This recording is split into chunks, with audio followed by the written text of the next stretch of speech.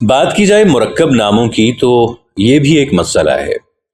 مرکب ناموں کی ابتدا بھی 3 صدی ہجری میں ہوئی، جب بادشاہوں نے اپنے درباریوں کو خطابات عطا کرنا شروع کیے۔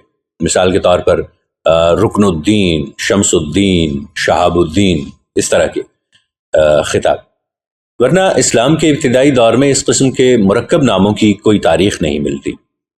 یہاں یہ بھی خیال رکھنا چاہیے کہ اللہ کے ناموں کے ساتھ عبد کا سابقہ لگانا مرکبات کے زمرے میں نہیں آتا، کیونکہ اسلام کے مطابق یہ ایک پورا نام ہے۔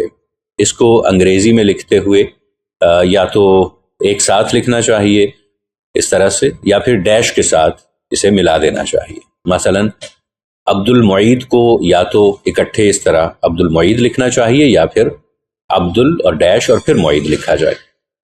اس سے ایک فائدہ یہ ہے کہ اگر غیر مسلم لوگ اسے پڑھیں گے تو انہیں بھی یہ معلوم ہو جائے گا کہ یہ ایک مکمل لفظ ہے، ورنہ بنگلہ دیش کی کرکٹ ٹیم کی طرح حال ہوگا، جہاں پہ غیر مسلم کمنٹیٹرز عبد المنان کے عبدل کو پہلا نام سمجھ کر عبدل کی گردان شروع کر دیتے، یا پھر بشیر الاسلام ایک نام ہے، اس میں سے بشیر کو الگ کر دیتے ہیں اور اسے پہلا نام سمجھ کر اس کی گردان کرنے لگتے ہیں۔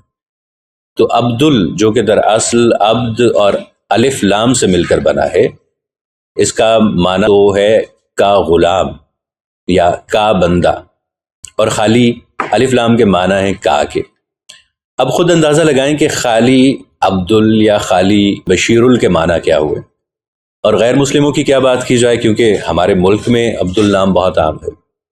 تو اس بات کو ذہن میں رکھنا چاہیے کہ اگر انگریزی میں نام عبد المعید صدیقی ہو تو امریکہ میں عبدل کو پہلا نام تسلیم کیا جائے گا، اور معید کو درمیانہ یعنی مڈل نیم، اور صدیقی کو لاسٹ نیم۔ اب چونکہ امریکہ میں لوگوں کو یا تو ان کے پہلے نام سے پکارا جاتا ہے یا پھر مسٹر کے سابقے کے ساتھ خاندانی نام سے، تو وہاں عبد المعید صدیقی خود بخود صرف عبدل ہو جائیں گے۔